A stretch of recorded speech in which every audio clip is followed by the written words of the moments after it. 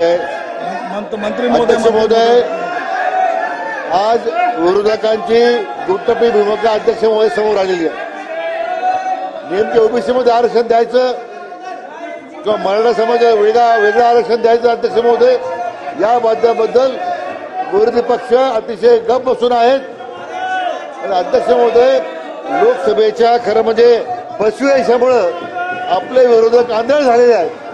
त्यामुळे त्यांना अशाच पद्धतीने लोक झुलवत ठेवणं अध्यक्ष महोदय हे त्यांचं फार मोठं षडयंत्र आहे.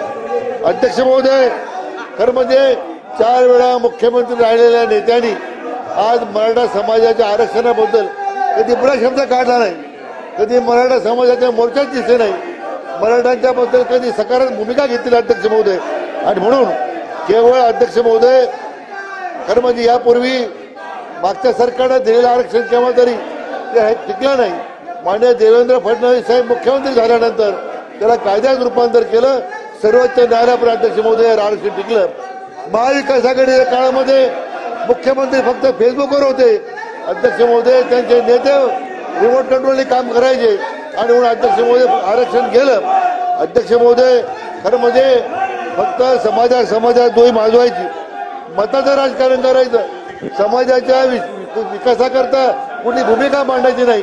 आणि म्हणून या निमित्तानं अध्यक्ष महोदय, आपल्या माध्यमातून जयंत पाटलांना आमचं आव्हान आहे की आपण आता या आरक्षणाचे शत्रू कोण आहेत, आरक्षण कोण देत नाही हे खरं म्हणजे त्यांनी ओळखलं पाहिजे.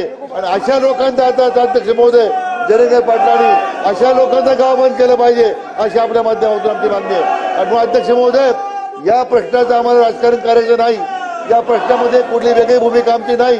परंतु सरकार एक पाऊल पुढे टाकतंय. 10% आरक्षण माननीय मुख्यमंत्री एकनाथ शिंदे, माननीय देवेंद्रजी, माननीय अजितदादा देत आहेत अध्यक्ष महोदय.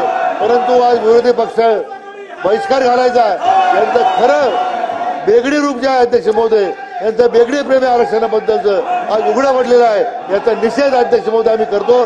खरं म्हणजे मी परत एकदा सांगेन, आरक्षण कर्त्याच्या आंदोलनाकारांनी ओळखलं पाहिजे की तुमचा शत्रू कोण आहे. मराठा म्हणून घेण्याची सुद्धा तुम्हाला आज लाज वाटते. आम्हाला त्यांना विचारलं आमच्या नेत्यांना की मराठा समाजाच्या बद्दल तुम्ही मराठा आहात का, ते म्हटलं आम्ही जातीवर विश्वास ठेवत नाही.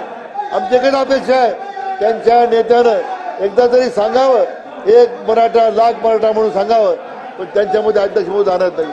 आणि म्हणून फक्त आणि फक्त खोटं बोल, रेटून बोल ही भूमिका अध्यक्ष महोदय, ज्या खोटा यश तुम्हाला मिळालं त्या निमित्तानं तुम्ही पुन्हा एकदा समाजाचा विश्वासघात करतायत. हा समाज मराठा असेल, ओबीसी असेल, तुम्हाला माफ करणार नाही अध्यक्ष महोदय, हे मला विरोधी पक्षाला सांगायचं. ठळक घडामोडींसाठी देशोन्नती न्यूज चॅनलला सबस्क्राईब करा आणि बेल आयकॉन प्रेस करा.